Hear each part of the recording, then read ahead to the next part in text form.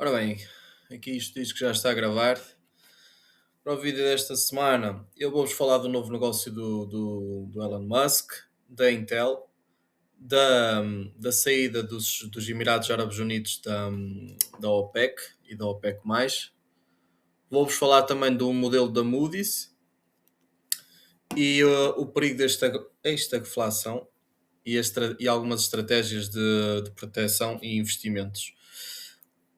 Antes de mais, vamos começar pelas notícias também. Portanto, semana passada o vídeo foi na sexta-feira, que foi dia 24. Vamos aqui só a dia 24 muito rapidamente. Esta semana não separei muitas notícias para vocês. Como vocês veem aqui, tipo, tem notícias diárias. Sempre eu só marco algumas que acho mais relevantes para vocês. Esta semana até meti algum conteúdo educacional também aqui, que não vou estar agora a expor. Mas, perdão. Ahm, mas tem aqui muito conteúdo, como sempre. O pessoal está sempre atualizado. É normal que eu, ao longo do vídeo vá espirrar algumas vezes, que eu saí agora de um, de um almoço ao ar livre. Eu tenho algumas alergias aos pós neste momento e, portanto, é normal que eu esteja um bocado fungoso e até falar pelo nariz. Bom, a Dodge prende um soldado das forças Especiais dos Estados Unidos envolvido na captura do presidente venezuelano Maduro, por lucrar mais de 400 mil dólares a apostar na sua remoção do cargo. Isto foi uma aposta feita na Polymarket. O inside trading tem sido uma coisa constante neste atual governo de Trump.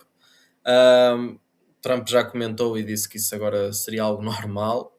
Não sei como é que ele pode achar isso normal, mas isso já são outros 500. Os Estados Unidos examinam opções de suspender a Espanha da OTAN por falta de apoio durante a guerra com o Irão, isso segundo a Reuters. Uh, não tem sido só falta de apoio, mas eu acho que Pedro Sánchez está a fazer um péssimo trabalho enquanto Primeiro-Ministro. Está a ser tudo menos. Ou seja, como é que eu ia dizer? Eu percebo que ele fique bem nas notícias e acredito que fique. Até para quem está de fora acha e bate palmas, acha que está a fazer uma grande coisa, mas não é isso que está a acontecer. Eu já disse aqui várias vezes: Espanha vai pagar uma fatura muito grande porque o socialismo é muito bonito, mas é enquanto há dinheiro, quando o dinheiro acaba, depois aí é que se vê quem é que é mesmo, quem é que é capaz de gerir um país. A Guarda Revelacionária do Irão implantou mais minas no Estreito de Hormuz esta semana, segundo a Axios, e nós aqui começamos a ver também alguma disrupção ou seja, no Irão temos ali a parte política de facto, o primeiro-ministro que vemos que de facto quer fazer um acordo com a América, não é? E depois temos aqui estes, como é que se diz? Não é revolucionários, a palavra que eu queria usar, ou seja, estes extremistas que, que basicamente estão sempre a usar a força e a intimidação para, para atrapalhar todas essas negociações. A administração de Trump diz que 344 milhões em USDT congelados pela Tether estavam ligados ao Irão. Isto é eu meti aqui, marquei aqui esta notícia porque lá está, volta àquela questão de quando o dinheiro for programável, como eles querem avançar que seja, e mesmo a Europa com o euro digital. Eu hoje não vou falar dessa questão do euro digital, como tinha dito que ia falar esta semana, porque estive-me a informar melhor e as informações que eu tinha ainda não há mesmo uma confirmação, ou seja, não é que seja uma teoria da conspiração, mas as minhas fontes, não quero estar a falar muito sobre isso, mas ainda não me confirmaram e, portanto, pode poderia estar aqui a dizer algo que não é verdade e não é isso que eu quero, ou que não vá ser verdade, e não é isso que eu quero, portanto vou adiar esse tema para mais daqui para a frente. Eu assim, acho que ninguém tem dúvidas que vai haver euro digital. A minha questão daquilo que eu queria falar tinha a ver se isso será uma opção ou não de cada cidadão, ou seja, por exemplo, receber o salário em euros digitais, ou se será obrigatório, ok? Porque eu pensava que seria obrigatório, entretanto as minhas fontes disseram que não, que será opcional e portanto enquanto eu não tivesse a confirmação eu não quero falar sobre o assunto, mas lá está, quando o dinheiro for programável, qualquer governo pode simplesmente vos bloquear o vosso dinheiro e vocês não podem fazer nada, ok? Eu não sou muito a favor de coisas centralizadas.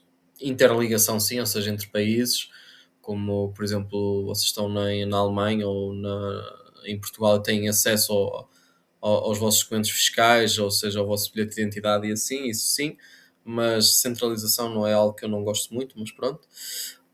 A Google vai investir 40 mil milhões na desenvolvedora Cloud AI, na da Anthropic. Isto é mais do mesmo. A Google, esta semana, que revelou os seus dados e de facto, eu acho que ela está a 5% de se tornar a empresa mais valiosa do mundo. Ok, ele teve este salto gigante, ou seja, desde a divulgação dos dados na quarta-feira até ao dia de hoje subiu 10%. Isto é fantástico. Os dados foram muito bons, 90% à espera nos earnings e mesmo no revenue 2%, 2,74% de surpresa. Isto é muito para uma empresa do tamanho da Google, ok? Ahm, Pá, a Google e a Microsoft das sete magníficas para mim são das que têm mais futuro neste momento, apesar da Microsoft ter tido esta queda toda quando aumentou, peraí, quando disse que ia aumentar o CAPEX, na divulgação de resultados, ela teve aqui uma queda na altura, que agora no gráfico nem é notável. Ok, exatamente aqui. Na altura teve esta queda depois da divulgação dos resultados, agora já está a recuperar outra vez e eu acredito que vai fazer novos máximos entretanto. Para mim, entre as sete magníficas, eu acho que estas duas são as melhores em que vocês podem estar expostos neste momento. A Meta caiu cerca de 10% esta semana, algo assim, depois da divulgação dos resultados. Exatamente. Ora, deixa-me cá ver. Portanto, 8% até o ponto atual. Se contar o low, ainda é mais. Portanto, yeah, 10% aquilo que eu estava à espera. Ah, Apesar dos resultados serem positivos, não chegou para os investidores se animarem. A Alemanha revela planos para construir o exército mais forte da Europa até 2039. Isto é algo bom, ou seja, muito dos problemas da Europa foi nós termos desarmado, digamos assim, a Alemanha. Ok, eu percebo porque é que o fizemos depois da Segunda Guerra Mundial, mas de facto a Alemanha é o motor económico da Europa e nós precisamos muito da Alemanha. Precisamos de uma Alemanha forte, armada, até porque a Alemanha já andou duas vezes à porrada com o mundo, portanto acho que eles têm bastante experiência com isso. Ahm, e portanto isso só nos iria beneficiar, até porque se um dia aparecer outro tolo como o Trump ou como não sei, outro presidente que queira sair, que queira tirar a América da NATO, nós não estarmos dependentes da América para nos defendermos. Acho que isso seria positivo. O chanceler alemão, Merz, diz que a Alemanha ainda é uma líder mundial. Isto aqui é um bocado discutível, na minha opinião. Sim, dentro da Europa ainda é, mas mundial, ok, só se for assim no top 10, ok. Top 3 acho que já não. Acho que neste momento com a América, a China, a Rússia, mesmo o Japão está muito mais à frente da Alemanha. O presidente Trump diz que tem uma obrigação de garantir que a indústria de criptomoedas prospere. Ao longo destas semanas, como eu vos tenho dito, silenciosamente temos visto uma grande adoção outra vez ao mundo cripto, ok? E isso é algo fantástico. Mesmo membros do governo, começamos a ver membros do governo americano a falar sobre criptomoedas mais abertamente e sobre legislar essas mesmas criptomoedas. Deve estar a abanar porque eu estou sentadinho no sofá a gravar este vídeo, mas pronto. O que interessa é o conteúdo que eu estou a passar. Sei que às vezes falha aqui um bocado de qualidade, mas pronto, também tenham calma que isto ainda está ao início, quer dizer, comecei a gravar vídeos nem há meio ano, portanto. O Irão diz que agora está a consultar a Rússia sobre a guerra com os Estados Unidos. Isto é normal porque a Rússia é um grande importador ou exportador de armas do Irão. E não só. Não, desculpem. A Rússia exporta muitas armas para o Irão, assim é que é. E portanto é normal que eles também estejam preocupados. Eu sei que a China e a Rússia estão sempre a dizer que querem a paz no mundo e tal, mas no fim Vemos que por trás dos panos não é isso que de facto está a acontecer. O governo americano está a coletar doações para ajudar a pagar a sua dívida, que já é de 39 trilhões de dólares. Entretanto, eu trouxe aqui este documento da Goldman Sachs, eu não vou ler isto tudo aqui, mas, mas como podem depois pausar o vídeo, isto basicamente é o documento, mas está traduzido, é um pequeno resumo.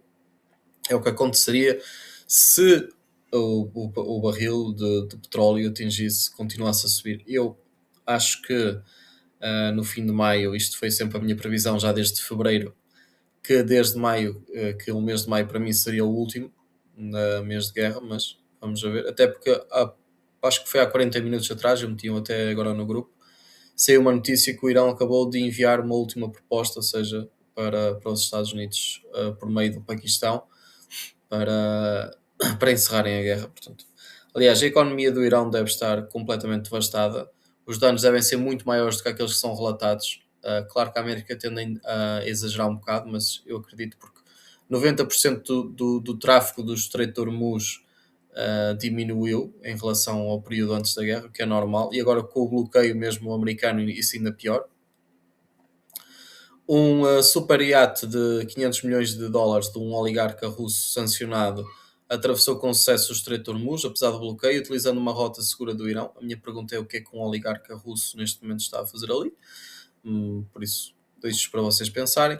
Peter Schiff diz que a Bitcoin vai despencar próximo de zero, peço desculpa.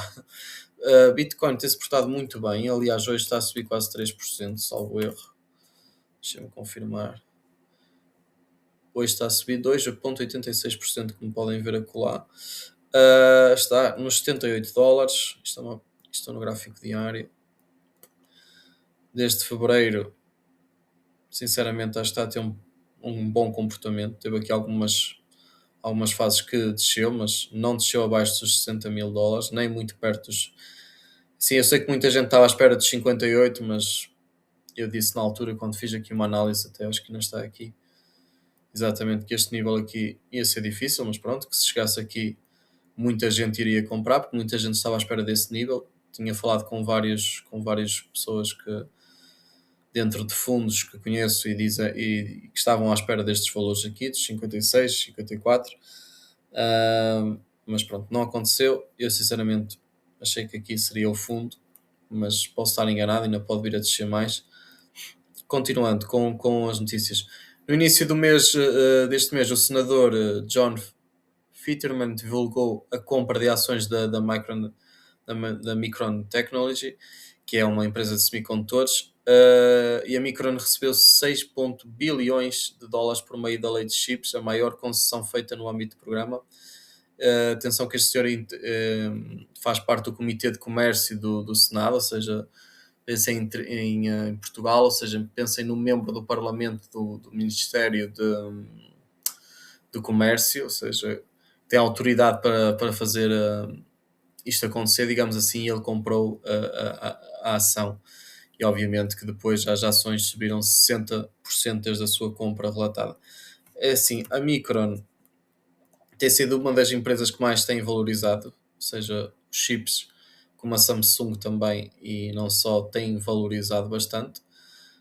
Portanto, nós aqui desde maio de 2025, maio não, Espera aí. Deixa-me puxar isto mais para aqui. Ok. Portanto, aqui desde março de 2025, ou seja, praticamente um ano, já subiu 666%, o que é brutal. Ou seja, não há nenhum investimento no banco que vos dê isto. Mas pronto. A Western Union lançará uma stablecoin baseada em Solana no próximo mês. Isto é algo positivo para Solana, apesar do preço de Solana não se mexer e estar lateral já há bastante tempo. Estava nos 84 dólares a última vez que vi. Ok, exatamente, nos 84 dólares. Depois de ter feito aquele topo em janeiro de 2025. Portanto, e sinceramente eu estive quase à espera de ver Solana a 50 dólares, porra. Mas pronto. Solana, não há muito aqui a dizer. Há pessoal que diz que Solana morreu, que vai acontecer o mesmo que aconteceu com o Cardano. Sinceramente eu espero que não, que isto é das maiores posições que eu tenho no portfólio e eu não vendi quando ela fez topo. Sou sincero, eu não vendi. para mim, Solana foi daquelas compras que eu comprei a longo prazo, e quando digo a longo prazo são 10, 20 anos, já tenho Solana há praticamente 6, portanto ainda faltam 4. Vamos a ver se eu estou errado, se estou certo, não sei. Lá está. Eu quando invisto, e isto é uma das coisas que o pessoal tem que entender, que é quando investe dinheiro, tem que investir dinheiro que não precisa, ok? E não é investir as vossas poupanças todas, ou seja, as pessoas devem ter um fundo de investimento, ou um fundo de emergência, peço desculpa, e depois sim criar um fundo de investimento. Continuando, a Google assinou um acordo classificado com inteligência artificial com o Pentágono. Já não é a primeira empresa a assinar com o Pentágono, já começam a haver muitas, uma delas também é a Palantir. Uh, Isto aqui é uma comparação, ou seja, 100 mil euros investidos há 5 anos em Ethereum hoje valeriam 85 mil euros, mil dólares, eu estou sempre a dizer euros, mas são dólares. 100 mil dólares hoje investidos há 5 anos, peço desculpa, 100 mil dólares investidos há 5 anos atrás em Nvidia, hoje valiam ou valem 1 milhão e 400 mil dólares. Pronto, aqui os Emirados Árabes Unidos saiu da OPEP e da OPEP+. Eu aqui vou avançar para o resumo já que tenho preparado sobre isso, porque eu acho que é um tema bastante importante e eu vou pousar aqui um bocadinho as notícias. Ou seja, porquê?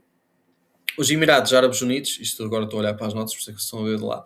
Os Emirados Árabes Unidos produzem 3,6 milhões de barris por dia. Bom, primeiro, quanto é que isto vale?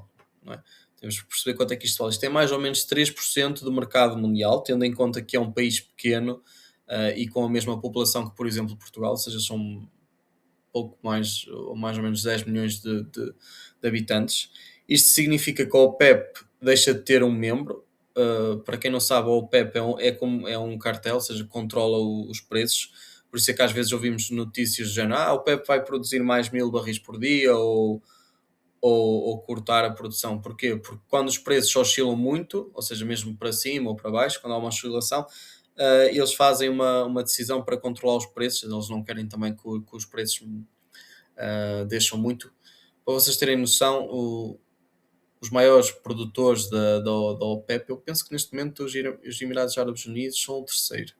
Primeiro é a Arábia Saudita, depois o Iraque e acho que a seguir é os Emirados Árabes Unidos, acho que eles estão à frente do Irão, não tenho a certeza.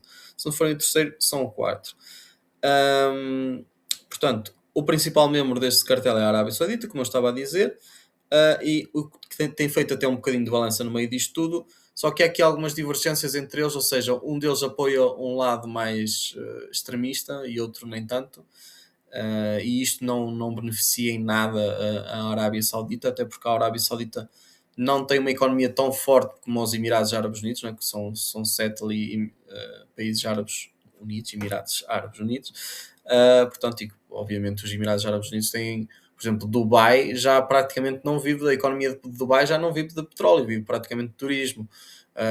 Abu Dhabi já tem também um forte mercado imobiliário, Dubai também, não é? Mas, ou seja, tem a sua economia muito mais diversificada. Continuando aqui um bocadinho. Bom, primeiro, quem é que ganha com isto? Em primeiro lugar, os Emirados Árabes Unidos. Em segundo lugar, ganham os consumidores. Primeiro, eles ganham porque querem aumentar a produção de barris de petróleo por dia e estão a ser limitados pelas decisões da OPEP. Isto a seguir traz impactos, porque se eles começam a produzir mais, que é o objetivo deles, é atingir os 5 milhões de barris por dia. A Arábia Saudita é obrigada a baixar os preços, porque se não baixar os preços eles caem a pique, porque isto é a lei da procura e da oferta, e vocês vão dizer, ok, mas agora está caro. Oh, meus amigos, agora está caro, estamos em guerra, não é? Pode estar perto do fim, mas acho que um bocado de senso, ok? Isto, obviamente, o que eu estou a dizer pode não ser hoje ou amanhã, não é? Mas vão cair, isso é certo, porque assim que eles começarem a ligar as bombas, a Arábia Saudita já não tem mais controle sobre o que é que eles produzem. Ou seja, a Arábia Saudita agora, se eles quiserem aumentar a produção para 5 milhões de barris por dia, eles podem nos fazer, não tem qualquer tipo de restrição. Portanto, eles são obrigados a baixar o preço, porque a economia deles, lá está, é menos diversificada que os Emirados Árabes Unidos, que têm outro tipo de diversificação na sua economia. Outra coisa muito importante, a China anunciou que vai retomar as exportações de refinados. A China que até tinha no início da guerra umas boas, e eu falei aqui disto algumas vezes, umas boas reservas, ok? Eles tinham reservas para 6 meses. Ok, e depois armaram-se em espertos numa tentativa de lixar ali a economia, de forçar os Estados Unidos a vergarem-se. Eles pararam com as exportações, ou seja, nós aqui estamos a falar de produtos refinados, que é, eles exportam essencialmente diesel, gasolina e jet fuel, ou seja, combustível de aviões. Isto maioritariamente para ali para a zona da Ásia, ok? Eles exportam ou exportavam 800 mil barris por dia, ok? Ontem anunciaram que iam retomar as exportações com a justificação: o mercado agora está estável, as nossas reservas estão seguras. Meus amigos, o mercado já está estável há 2 semanas. Vocês olham para o preço do petróleo e isto está minimamente ok, alto, mas está dentro dos valores estáveis já há 2 semanas, ok? Portanto, não é por aí. Isto tem andado assim dentro destes valores. Portanto, isso é bullshit, ok? Porque reparem só, ok? Isto é bullshit porque eles já perceberam que a situação se vai resolver, ok? Porque nunca na vida, imaginem, vocês reparem, de um lado vocês têm os Emirados Árabes Unidos que saem do cartel da OPEP, a China a recomeçar a exportar os refinados, portanto os preços têm de baixar. A China nunca daria este passo se não soubesse que algo nos bastidores se está a passar para abrir o Estreito de Hormuz, não é? Porque o que a China quer é forçar o mundo a deixar o petrodólar, ok? Porque isso aí destruiria destruía a economia dos Estados Unidos da América para sempre. Ou seja, com uma dívida daquelas de 39 trilhões de dólares, aquilo é impagável, é a primeira vez que a dívida está maior que o próprio PIB do país, portanto está enorme. Assim, mas lá está, eu já expliquei isto aqui em alguns vídeos e pá, não me vou estar a repetir. Quem quiser que veja os vídeos dos weekly outlooks passados, ou seja, eles a América pode se dar ao luxo de ter esta dívida porque o mundo é feito de petrodólares. Toda a gente, quando quer comprar petróleo, precisa de dólares, portanto, eles podem imprimir os dólares que quiserem e forçar o dólar a descer, o que seria ótimo para as exportações, como eu expliquei no vídeo passado. Portanto, é assim, a China nunca daria este espaço se a economia começasse a estrangular, se o petróleo começasse a subir por aí acima, até aos 120, se subir, por exemplo, até aos níveis de 120, 124 dólares, esqueçam, meus amigos, nós temos uma recessão do caralho, ok? Porque o mundo não aguenta, que é mesmo assim, ou seja, depois, basicamente nós, por exemplo, nós, Europa, nós íamos ter que procurar outras soluções, não é? E se tivéssemos que deixar o dólar para sobreviver, íamos o fazer, como é óbvio, não é? Até porque isto estava a ficar mesmo complicado no sentido de, portanto, a Europa só já tinha, por exemplo, de combustível de avião para os próximos, acho que 6 meses ou uma coisa assim, portanto, estávamos mesmo apertados, ok?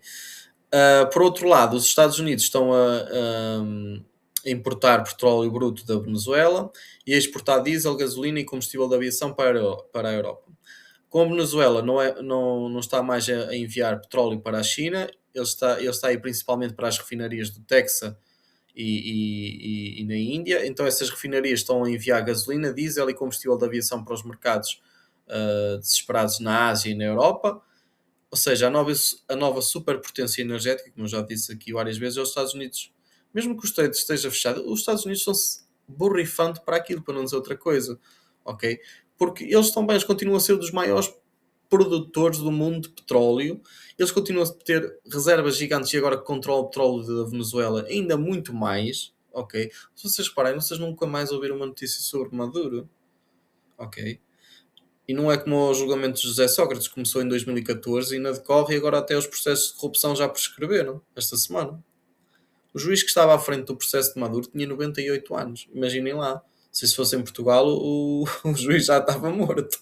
Bem, com 98 anos, que o processo começou em 2014, passado 12 anos, já não está resolvido, só se o homem durasse 100 e tal anos. Por amor de Deus, não é? Ou seja, isto vocês não ouvem mais notícias porque de certeza que Maduro fez um acordo com a América e agora deve estar aí a passar umas férias curtidas com a família e pronto. E a Venezuela está ao encargo dos Estados Unidos e ponto final. portanto, lá quem acaba por perder com isso tudo acaba por ser os mercados asiáticos, nós também a Europa, mas os Estados Unidos saem até a ganhar com isso, ok? Eles atingiram as maiores exportações, ó, está aqui, as maiores exportações de petróleo dos Estados Unidos atingiram um recorde de 6 milhões de barris por dia na semana passada. Isto não é brincadeira, ok? Portanto, lá está. Os Estados Unidos podem estar ali com o estreito fechado muito tempo. E esqueçam as midterms, elections, não sei o que. Isso os jornalistas da SIC esqueçam, porque isso não é assim, meus amigos. Ou seja, imaginem vocês, não é? Imaginem que vocês são americanos, porque são os americanos que vão votar, não são os europeus, não são ali o pessoal da SIC. Não. Quem vai votar é o americano. E, por exemplo, e um americano põe a sua pensão onde? Vocês não se esqueçam que não há segurança social como em Portugal ou seja, não há uma reforma que vem do Estado, não, vem de fundos de pensões que estão investidos em bolsas. Meus amigos, a bolsa tem feito máximos. A bolsa está em máximos. Portanto, as reformas estão bem. No país, os reformados vão se queixar de quê? De quê? O petróleo ficou um bocadinho mais caro, é verdade, o galão ficou um bocadinho mais caro, mas eles aguentam, meus amigos, eles não ganham 800 euros por mês, eles ganham 5 mil para começar, o empregado de mesa lá ganha 5 mil, 6 mil dólares, pelo amor de Deus. Portanto, quando vocês acharem que ganhem muito, pensem que o empregado de mesa ganha mais que vocês. Mas pronto, só quero fazer esta parte, eu não, nem vou comentar isso. O Irão, portanto, isto foi hoje, lá está. Eu até pus esta notícia há meia hora atrás, foi antes de começar o vídeo. O Irão enviou a sua proposta mais recente aos Estados Unidos por meio de mediadores paquistaneses. Portanto, lá está. Eu continuo a achar que esta guerra está para se resolver. Sinceramente, é isso que eu acho. No entanto, eu quero-vos trazer aqui outro assunto que é o modelo da Moody's, que é um modelo de inteligência artificial da Moody's que é treinado com 80 anos de dados, ok, que indica uma recessão sempre que a probabilidade ultrapassa os 50%, e antes do fecho do Estreito de Hormuz, o modelo já estava nos 49%. Isto é um padrão histórico, ou seja, de comparar 1973 com agora, é assim, mas também temos que ver outra coisa, que é, ok, atenção, isto é um dado, e eu tenho falado bastante em recessão nos meus últimos vídeos, que há padrões que estão muito iguais, por exemplo, a 2008, mas também temos que entender que o mundo também está diferente, não é? Já se passaram quase 20 anos e o mundo também está diferente, ou seja, as ferramentas que se utilizam hoje para controlar a economia é muito diferente do que se utilizavam há 20 anos ou há 50 anos atrás, ok? Portanto, eu vou ler aqui esta notícia porque eu acho interessante trazer aqui, mas obviamente não é de todo algo que, ou seja, que vocês devam olhar e dizer, oh, vamos entrar em recessão. Calma, não é bem assim. Mais uma vez, isto é apenas um dado, uma curiosidade. Ahm, a situação atual assemelha-se assustadoramente à crise de petróleo de 1973, onde o preço do combustível quadriplicou, a inflação atingiu dois dígitos e o desemprego disparou. Os índices preocupantes, que é o GSG, ou seja, o termómetro global de commodities, disparou, o que historicamente precede um aumento de inflação e posteriormente de desemprego.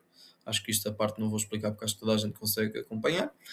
O sentimento do consumidor nos Estados Unidos, o otimismo das famílias caiu para o nível mais baixo em 74 anos, abaixo até dos níveis da crise de 2008 e da pandemia. E há um perigo no horizonte, e isto eu acho que já falei também num vídeo, penso que foi há 3 semanas atrás, que é o de estagflação. Ou seja, é uma combinação de inflação alta com ai, peço desculpa, tenho sempre dificuldades nesta palavra. Estagnação económica, ou seja, que é um crescimento nulo e um aumento do desemprego. Depois, por outro lado, vem o dilema dos bancos centrais, ou seja, os bancos centrais estão encurralados. Se baixarem os juros para salvar a economia, alimentam a inflação. Se subirem para controlar os preços, aprofundam a recessão. Isto é, na altura, e eu falei disto, lá está, para quem tiver essa curiosidade, há 3 semanas atrás eu falei sobre isso. Eu falei sobre isso e disse que na altura houve um governador do Fed que falou sobre isso. Espera aí.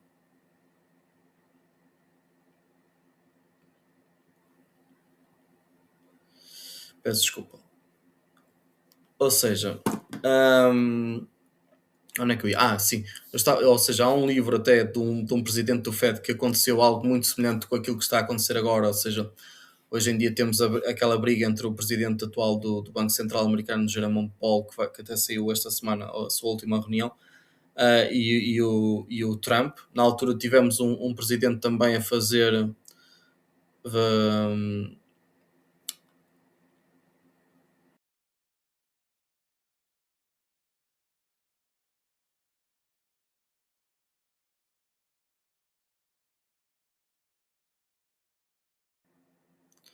Pronto, eu estava aqui a falar, entretanto o vídeo cortou porque eu tive que atender aqui uma chamada. Não sei se entretanto isto depois eu vou conseguir juntar o vídeo ou não, ou nem sei sinceramente onde é que isto parou.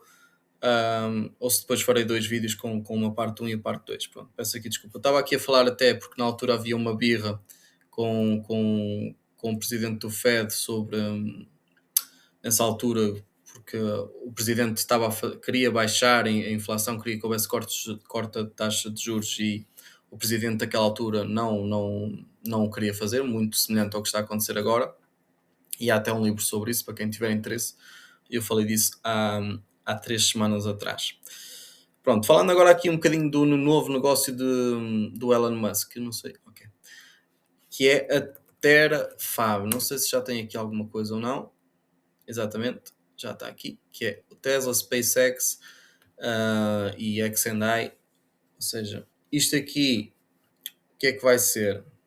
Pá, como sabem, o Elon Musk é uma pessoa bastante inteligente, não é conhecido por cumprir prazos, mas é bastante inteligente. Portanto, o homem até tem um passado até bastante engraçado, porque veio da África do Sul, para quem não sabe, apesar dele ser branco. Ele sofria de um bocado de bullying, se bem me lembro, quando era mais novo. Pronto, o conceito megalómano da Terrafab é projetado para ser a maior fábrica do mundo em termos de pegada geográfica, ou seja, isto vai ser localizada no Texas. Vai ser uma integração vertical total, ou seja, ao contrário da indústria tradicional, onde o processo é fragmentado entre várias empresas, o Musk quer fazer tudo no mesmo sítio, ou seja, o design, a memória, o packaging, a logística e os testes, que atualmente nenhuma empresa no mundo, nem a Nvidia, a Samsung ou até a TSMC o faz. Realiza todas estas etapas de forma isolada, ok? O objetivo de poder a meta é fornecer 1 terawatt de poder computacional por ano para as empresas do Musk. Entretanto, ele fez aqui uma parceria com a Intel, que depois também vou falar um bocadinho sobre a Intel, mais daqui a bocado. Mas porque é que ele fez uma parceria com a Intel e não com a Nvidia? Embora o Musk seja uma pessoa próxima do CEO da Nvidia, e atenção que a Nvidia, para vocês verem aqui um bocadinho, a Nvidia teve um crescimento brutal, ok? Estamos a falar de uma das empresas mais valiosas do mundo. Ela já teve aqui um stock split em 2024, entretanto chegou aqui aos 88 dólares em 2025, aqui em abril, e atualmente já teve uma recuperação de 130%. Portanto, acho que é brutal, mais uma vez, mais de 100% num ano, não é? Que estranho. Bom, porque é a Nvidia então e não a Intel? Embora o Musk seja então próximo da Nvidia, como eu estava a falar, ele escolheu a Intel como parceira principal, porque as razões incluem o foco total da Intel, ou seja, a Intel dedicará uma divisão específica ao projeto, que enquanto a Nvidia tem demasiados clientes globais para dar a exclusividade pretendida, ok? O know-how e as patentes que a Intel traz e a experiência em fabrico com patentes críticas, como a tecnologia de impactamento de IMIB e o processo 18A que a Tesla ainda não possui, ok? Portanto, aqui a maior parte dos chips da Tesla ainda continuam a vir, acho que é da TSMC e um bocadinho da Nvidia, ok? E aqui a oportunidade para a Intel, ou seja, para a Intel isto é um projeto, é uma porta de ouro para entrar em força no mercado de inteligência artificial, para ganhar o prestígio necessário para competir com a TSMC e a AMD. E relembro também que a Intel, agora falando um bocadinho aqui, deixem-me só ver aqui, a Intel, relembro também, e como caracos, desde esta notícia isto já disparou bastante também. 44%, meus amigos. 44%. Jesus. Puh. incrível, incrível. Eu relembro-vos que a Intel teve, ou seja, a Intel estava, a Intel foi adquirida uma parte pelo, pelo governo americano, ok? Mas, ou seja, porque o governo americano e também, o governo americano também comprou uma parte de uma empresa de terras raras. Eu nunca falei sobre isso, mas já falei no grupo. Para quem tiver curiosidade, pesquise o que são terras raras e porque é que isso é importante também um bocadinho para o futuro.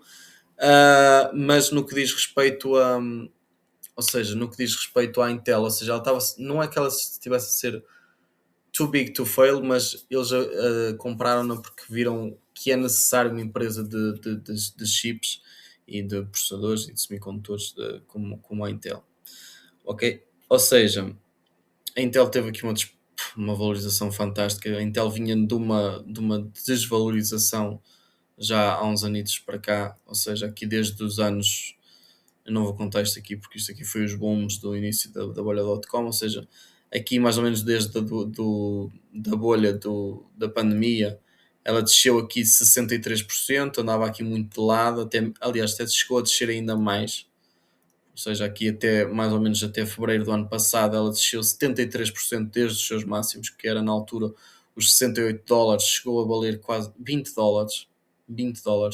E desde esse acordo com o governo americano e agora com este acordo com Elon Musk, subiu 425%, ou seja, isto é muito dinheiro a entrar na empresa e isto é fantástico. Isto não há, um gráfico destes é mesmo incrível de se ver. Ou seja, continuando aqui um bocadinho com este novo negócio do Elon Musk, ele passa a ter independência e geopolítica, ou seja, acaba por deixar o fim da dependência de Taiwan, que é atualmente a Tesla, é quase 100% dependente da TSMC, peço desculpa, para os chips e da Samsung para as memórias. O que a Terafab visa a eliminar esta peço desculpa, eu hoje não estou nada bem, vulnerabilidade, ok? E cria uma cadeia de suprimentos nos Estados Unidos da América. O Musk pretende criar uma cadeia de fornecimento 100% sediada nos Estados Unidos, protegendo as suas empresas de crises globais de chips, o que é fantástico, até porque se vocês, como nós vimos há bocado, a Micron tem disparado, que é uma coisa louca. Portanto, há uma procura muito grande por chips, porque vão ser precisos para data centers, para inteligência artificial e para tudo isso que eu já venho a falar também há alguns meses para cá. Aliás, quem está dentro do grupo sabe que para quem não conseguiu lucrar com a inteligência artificial ou quem acha que já perdeu o comboio, há outras variantes que podem continuar a lucrar, seja dentro de redes, dentro de energias renováveis, etc. Portanto, a fusão de tecnologias, a Terefab servirá para alimentar o hardware de todas as frentes do Musk, ou seja, a Tesla para os carros autónomos e o robô Optimus. Atenção que a Tesla agora, se vocês repararem, o core business da Tesla já não está a ser tanto os carros e está a começar a ser os Optimus, ou seja, aqueles robôs domésticos, porque eu acredito que isso também será um bocado do futuro e vou fazer aqui um à parte que é, deixem-me só por curiosidade ver como é que está as ações da Tesla, que é, para quem não acredita, se calhar daqui a 50 anos, de 50 se calhar nem tanto, daqui a 40 anos, quando eu for às compras, nos supermercados já não vai haver pessoas a trabalhar e sim robôs, 100%. E nas fábricas igual. Tudo que é esse trabalho assim monótono, vamos ser substituídos por robôs. Não tenho qualquer dúvidas disso. Para mim, acho que isso está muito claro. Posso estar enganado, como é óbvio, mas acho que isso estará muito claro. E vocês perguntam para onde é que vão essas pessoas e para onde é que elas vão viver. Elas vão viver de um rendimento que irá existir universal. Portanto, vai haver pessoas. Ou seja, trabalhar vai ser quase uma opção, ok? Porque, por exemplo, barbeiros e isso não vão ser substituídos, como é óbvio, nem, por exemplo, jogadores de futebol, etc. Mas tudo o que é assim, trabalhos repetitivos, um robô consiga fazer, vai ser 100% substituído. Isso tenho quase 100% de certeza disso, ok? E aliás, neste momento, o Musk está a tentar ser uma das primeiras empresas a criar robôs domésticos, ok? E a tentar ser, ou seja, ser o líder americano nesse sentido. Já há alguns concorrentes no mercado chinês. O problema é que vocês, o que é que vocês querem ter em casa? Um robô com um chip chinês, vocês não sabem muito bem o que é que os dados estão a ser utilizados para, não é? Ou um robô americano com um chip americano, não é? É por aí que a América quer também proteger o seu consumo, porque se vocês tiverem acesso a hábitos das famílias americanas, se tiverem acesso a. Não é? Hoje em dia, uma casa americana, já todas elas já têm, por exemplo, uma Alexia, ou seja, um Google Home, que está tudo interligado. Vocês, facilmente vocês controlam uma casa se houver um ataque. Okay? Controlam no sentido de fechar portas, abrir janelas, etc. Abrir portas. Nesse sentido. Ligar o forno, tirar o frio, uma coisa frigorífico. Claro que eu percebo que em Portugal muitas das pessoas que estão a ver não têm essa realidade, mas quando saírem um bocado da vossa bolha e forem viajar, procurem ir para sítios e estarem hospedados em sítios que sei que se calhar eu não. Pronto, que vos acrescenta algo, não só turisticamente, porque eu sei que a maior parte das pessoas, e acho que faz bem viajar e procurar praia, etc. Mas vocês, por exemplo, vocês quiserem visitar. Há malta que diz, João, mas eu já visitei 20 países. Está bem, ótimo, parabéns para vocês, mas tipo, se vocês. A América tem 51 estados, ou 50 estados, ou 51, whatever. Vocês às vezes precisam de um mês para ver um estado. Ou seja, vocês não veem num ano, vocês não veem a América toda, porque aquilo é enorme. Portanto, quando vocês me dizem, vi 20 países, depois foram para a Tailândia e para o Sri Lanka e mais não sei o quê, países que gastam 100 euros numas férias, não estão a dar grande flex, mas pronto, não estou também para comentar isso. SpaceX e Starlink, infraestruturas espacial e redes de dados global, a XAI, ou seja, impulsionar a inteligência artificial generativa, e o valor de mercado, ou seja, com a futura IPO da SpaceX e o avanço da Tesla para a robótica, na parte do Optimus, o Musk poderá ter duas das empresas mais valiosas do mundo, top 10 no seu portfólio, facilmente. Olhando aqui para a Tesla, está um bocadinho longe do seu. Isto também está em semanal, ou seja, o seu topo foi aqui em $500 em dezembro de 2025. Entretanto, já desceu 30%. Ok, porreiro. A conclusão, a Terafab não vai ser apenas uma fábrica, mas uma tentativa de blindar o futuro tecnológico de Musk, transformando a Tesla numa empresa de robótica e de inteligência artificial, suportada por uma infraestrutura de chips proprietária e imbatível. Okay? É assim, Musk é conhecido por fazer coisas muito grandes, mesmo megalómanas, ok?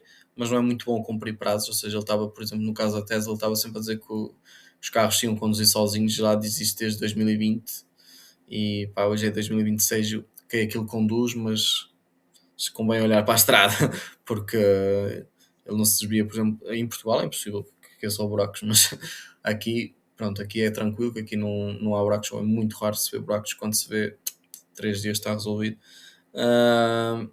Mas sinceramente, eu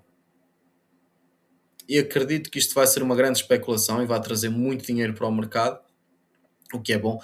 Outra empresa que eu vos quero falar, eu já falei desta empresa no grupo, por isso eu estou à vontade para falar dela, porque eu falei dela muito antes desta alta. Nós agora estamos com 51%, 58%. Deixem-me olhar. E eu até vos vou mostrar, já que estou com a câmera e até vos vou mostrar. Não sei se vocês vão conseguir ver ou não, mas eu vou mostrar-vos, que é para não acharem que é tanga. Onde é que está? Esta empresa Anibius, que a Microsoft fez um contrato, comprou uma parte desta empresa, acho que deu 40, quanto é que foi? Eu não me lembro agora, mas deu 40 mil milhões para um contrato com esta empresa, algo assim mesmo bastante grande.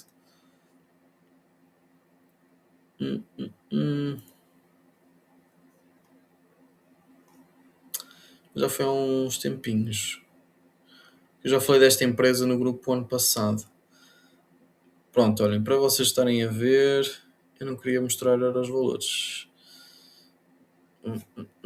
60%. Portanto, acho que dá para ver. Portanto, 60% numa ação, acho que é bastante bom. Isto é outra empresa que está muito focada em robótica e em inteligência artificial. A Microsoft também tem aqui uns, como estava a dizer, também tem aqui uns pauzinhos. Os earnings até estão para sair, olha, saem hoje aftermarket, possivelmente. Hoje está a subir quanto? 5% por aí. Deixa-me pôr isto no diário. 11%. Puh, 11%, fantástico. 11% num dia, portanto, nada mal. É outra empresa para vocês estarem de olhos. Eu acredito, não sei se os analistas preveem, ok, com base em 17 analistas nos próximos 3 meses, eles estão à espera que o stock ainda se valorize mais ou menos mais 14% e no máximo 88%. Isto para nós seria uma valorização muito grande. Eu sinceramente, como comprei algumas posições nesta empresa, o que eu estou à espera é de fazer 100% e depois vou tirar metade dos meus lucros, ou seja, vou-me pagar e vou reinvestir esse dinheiro noutra coisa, noutra empresa. Pá, entretanto, o grupo irá saber. Eu tenho sempre aqui no separador das ações aquilo que eu compro. Aliás, o pessoal tem acesso ao meu portfólio, é só abrir e conseguem ver o que é que eu tenho, o que é que não tenho, o que é que comprei, a que preço comprei, a que preço comprei, quando é que comprei, etc. E quando é que vou sair e quando vendo também explico aqui. Portanto, aqui também tem earnings de empresas, análises em vídeo, análises técnicas de outras empresas. Esta foi uma empresa que o governo americano também comprou, que é de terras raras, que era aquilo que eu estava a falar há pouco. Pronto, e para esta semana, eu ia-vos falar um bocadinho sobre estratégias de proteção e investimento, ou seja, nós só observarmos o comportamento de gigantes como o Warren Buffett, que atualmente detém mais de... Eu falei disto no vídeo passado, que detém mais de 350 mil milhões de dólares em caixa, que ele está a guardar melhores oportunidades no mercado que considera caro. Okay, também havia muita gente que dizia que o mercado estava caro quando o SP500 estava a 4 mil pontos e ele agora está a 7 mil e tal. Portanto, o meu conselho acaba sempre por, ou seja, não estarem desinvestidos, não estarem totalmente fora do mercado, mas estarem, obviamente, investidos, mas com consciência, ou seja, primeiro ter caixa, ou seja, ter liquidez suficiente para não ser forçado a vender ativos no pior momento, ou seja, se precisarem de dinheiro, se precisarem de dinheiro terem, e ao mesmo tempo também ter dinheiro para comprarem se houver uma oportunidade, e investir em ativos que acompanhem a inflação, como energia, matérias-primas, imobiliário de qualidade, metais preciosos, ou em alguns casos até Bitcoin, isso depois depende do perfil de investidor e da capacidade de investimento de cada um, e uma diversificação estrutural, ou seja, fugir de setores de crescimento especulativo, por exemplo, se calhar Nubis ou um setor de crescimento especulativo e focar em setores de consumo, em empresas com dividendos sólidos, e por exemplo uma delas é a Pepsi, que até teve esta semana os seus resultados divulgados e que veio até bastante positivo, que voltou a atrair alguns investidores para dentro outra vez da ação. Isto é positivo porquê? Porque se nós olharmos, eles na altura tinham aqui feito uma notícia em que eles disseram que iam baixar os preços dos produtos e isso afastou um bocadinho os investidores. Basicamente, qual é que foi a estratégia que eles usaram? Eles apostaram na quantidade, ou seja, em vender mais, e acabou por resultar e venderam mais por isso. E, por exemplo, porque é que eu digo para estarem, por exemplo, não nesta empresa em específico, mas pode ser esta empresa também, ou por exemplo a Target, ou outra ação, ou seja, ações que paguem dividendos. Okay? No caso da Target, ela ainda paga 3,51%, tem um payout saudável, se bem me lembro, exatamente 55%. Ou seja, isto são empresas sólidas que no momento de uma crise, Target, ou seja, supermercados, Walmart, mesmo na Europa vocês têm o Deleuze, ou o Lidl, que são dos maiores na Europa, e têm as suas ações até nos máximos e pagam dividendos. Porquê? Porque mesmo as pessoas numa crise não vão deixar de comprar shampoos, não vão deixar de comprar papel higiênico, não vão deixar de comprar pasta dos dentes, não vão deixar de comprar comida, ou seja, não é? Esse tipo de coisas que compram também estão cotadas em bolsa, portanto as pessoas têm que se proteger nesse sentido. Pronto, para esta semana é tudo. Peço desculpa se o vídeo ficar em duas partes, houve aqui alguns problemas técnicos. Também foi o primeiro vídeo que eu estou a gravar com câmara para o público, no grupo privado já sai com câmara, já tem saído alguns vídeos com câmara. Eu sinceramente não estou muito habituado a estas coisas, mas pronto, aos pouquinhos eu vou ganhando mais confiança. Bom, um abraço a todos, um bom feriado e um bom fim de semana a todos.